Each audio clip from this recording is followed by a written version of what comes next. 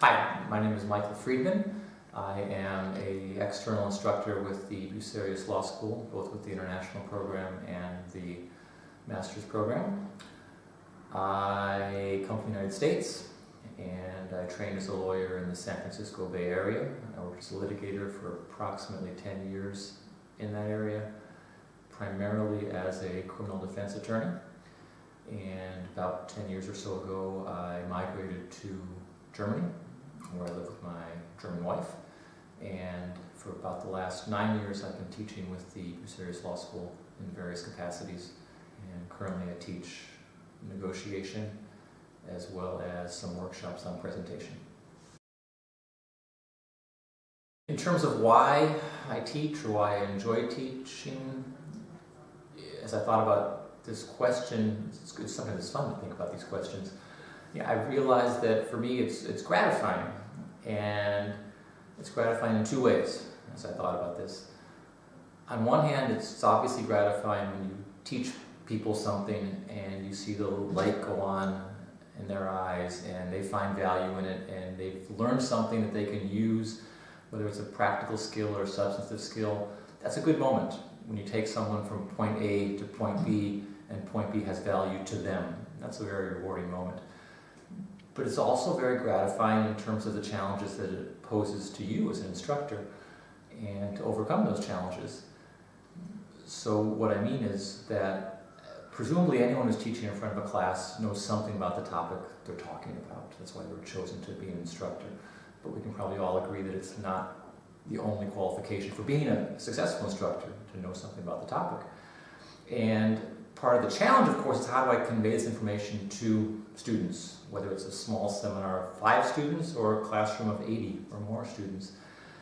And this challenge of having 80 different people, or in the Bucerius program, roughly 30 students or so, who come from different backgrounds, different countries, different age groups actually, very different expectations. Those are big hurdles. And you have to acknowledge those. And on one hand, they're very daunting that you see, my goodness, I have to convey this information to a large group of people who have very few similarities in some ways. And that's a real challenge. And it doesn't fall from the sky. It takes a lot of hard work and thought. And it doesn't always work. Sometimes it works really well, and other times you realize what we did didn't work as well. And in any event, that challenge and overcoming that challenge, and when you have done a good job, and you see the students go from A to B, and they've learned something, that's very gratifying. And so that's the other aspect of gratification that I receive from teaching. And in terms of when it all first started for me, because I teach part-time, it's not my main vocation, but I've been teaching in some capacity for a number of years. In my second year of law school, which would have now been almost, I think it's 20 years ago or so, even more, I was asked to tutor some classes for first-year law students. This is my second year of law school. And I enjoyed that, and so throughout my remaining years of law school, I taught as a tutor for various groups of students and various programs that were meant to be tutoring programs. And that pretty much segued naturally into my career as an attorney. I was involved in a lot of internal training programs with other lawyers in my office. In other words, once I had achieved a senior level status, I taught with and supervised a number of other young lawyers, and it was always, again, very gratifying for me, both in seeing their development and in asking myself to see a topic from a different perspective. And so when I moved to Germany and the chance developed to teach with the Bucerius Law School, it was an easy answer to say yes. I think the most important thing as far as an approach, a conceptual approach, is to always bear in mind that you need to have concrete learning points for students. There's a lot of subject matter, and there's a lot of interesting subject matter, and one can do all sorts of wonderful exercises and give all sorts of wonderful readings and have very dynamic lectures. But at the end of the day, students need to be able to take something concrete out of each assignment on the micro level and a macro level. So both from the individual classes and from the course as a whole. And so I think it's very important to set extremely clear goals for yourself as an instructor. Simply be able to say that the students who attend this class today should be able to do X, Y, and Z.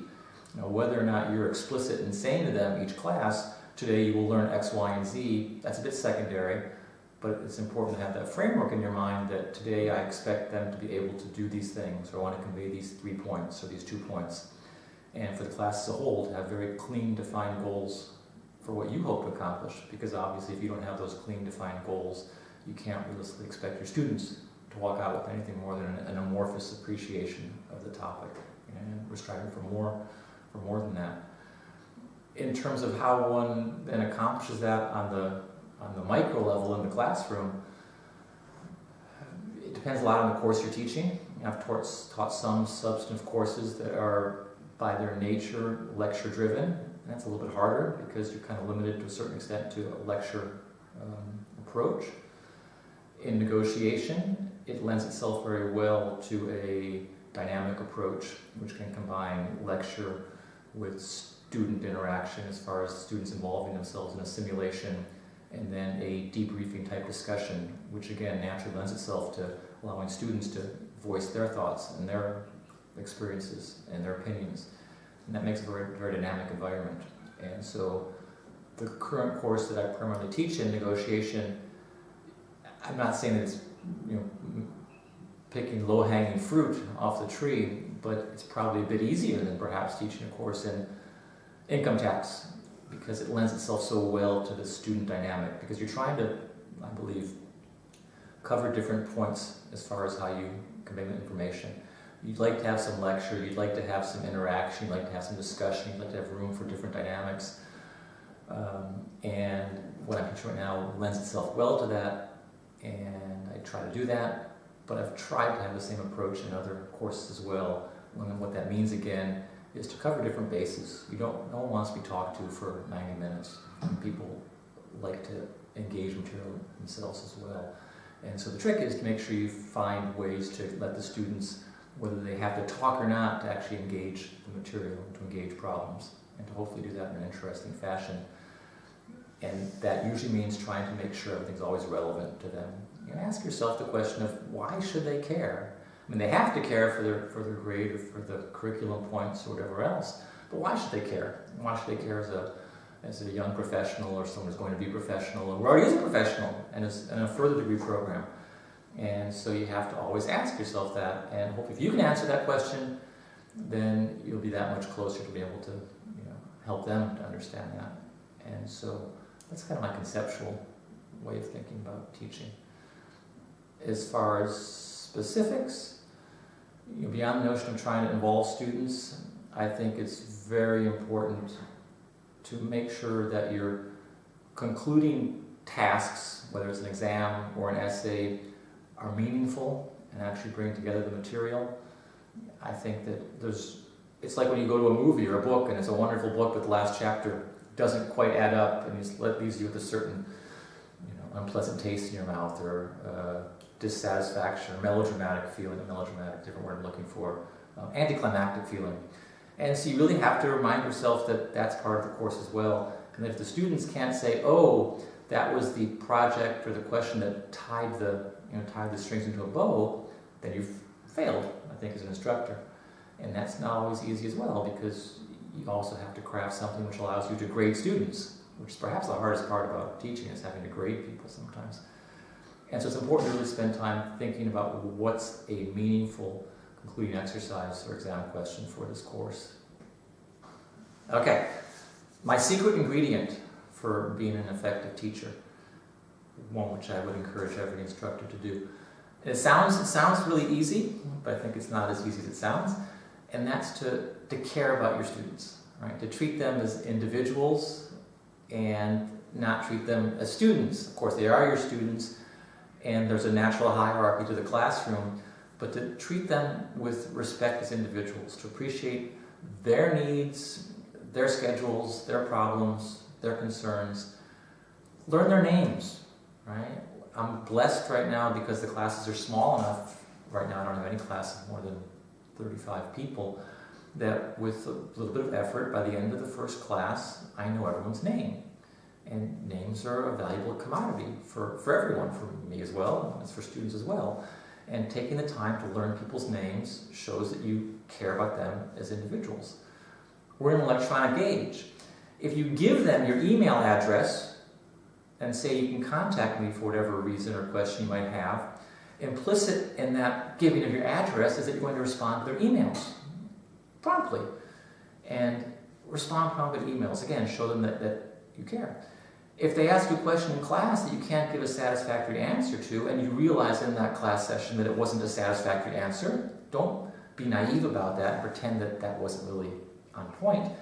Answer their question, whether that means sending them an email or bringing it up at the beginning of the next class. If you give students a problem, as far as an exam question or an essay, try to write meaningful feedback beyond nice job or needs improvement. Treat people with respect. It's just all too easy to assume a certain approach that I'm the instructor, they're the students, I have information, I will convey that and I will rate them, and maybe I'll accomplish that end. But you're probably going to be missing out on the input on their level that they would give you if they said to themselves, this professor actually, or instructor actually cares about us. And that has great payoff as well, because as much as you can say to yourself every day, I'm going to bring my energy and I'm going to bring my 110% effort, we're all human, there will be times when you don't have that energy or that 110% effort for whatever reason. And your students will be much more prepared to give you the benefit of the doubt in those moments, because they know, well, look, this person's making a whole lot of effort for us, and I appreciate that they're people as well, and perhaps today they're not on their best game. That's okay, it happens to all of us. And you're going to receive that benefit of the doubt much more if you treated them with that kind of personal respect and show that you care about them as people, and not simply as those warm bodies sitting in front of you in the classroom. That'd be my secret ingredient. 30 years ago. And I say that to a great extent with the modern technological developments in mind. People's attention spans are shorter and shorter. There's probably not a student in the world who doesn't have a smartphone in their pocket that's sending them little reminders that something else is going on in their life, that every minute they have messages waiting for them. And so all that means is, as an instructor, you have to be very mindful of keeping people's attention focused on the topic. Not because they don't want to listen, they're in the classroom because they want to learn and they want to take something of value. But there are distractions all around them, and often those are in their computer and laptop in front of them, or in their pocket or their purse, wherever else. And so you have to be extremely mindful of the fact that students need to be engaged. And what that means for me as an instructor is that I think it's very important to bring energy into the classroom.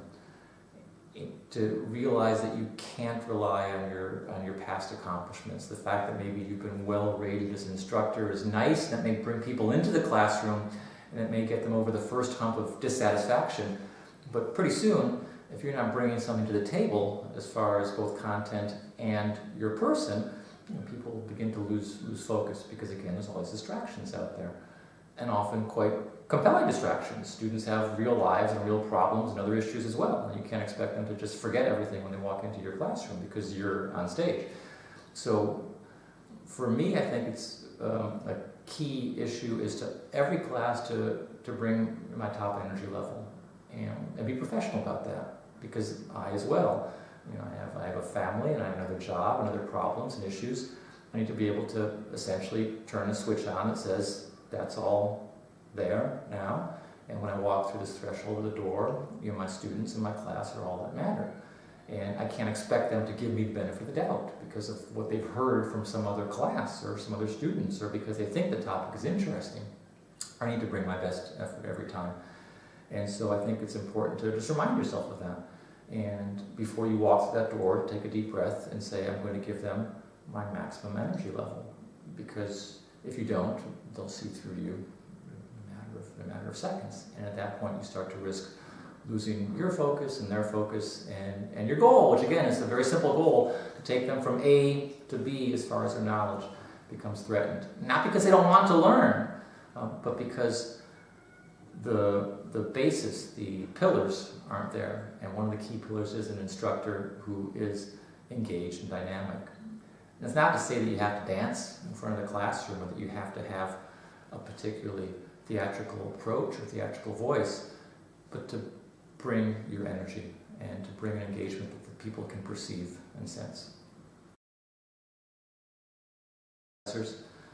If I had to think one in particular, actually I have to go a step before my law school education to when I was an undergraduate student and studied economics in Los Angeles at the University of Southern California.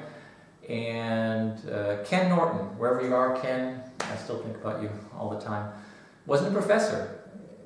He was a lecturer also, practitioner, and he taught micro and macroeconomics, which are not always the most interesting classes for a lot of people, to speak candidly.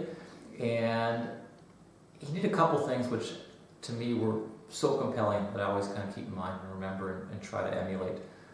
One thing he did, on the simplest of levels, was he never ran over as far as the time. The class ended at 1:15. 1:15 at the latest, he was done. Often he was done at 1:10 or 1:05. And that impressed me as a student because he wasn't rewarding us with extra time. It was an appreciation that you have a schedule, I'm going to honor that schedule. I'm teaching you material, and he was a very good teacher. When I've covered the point to my satisfaction, I don't need to include 5 minutes of filler or 10 minutes of filler. You have other things to do. And that showed a lot of respect for us as students.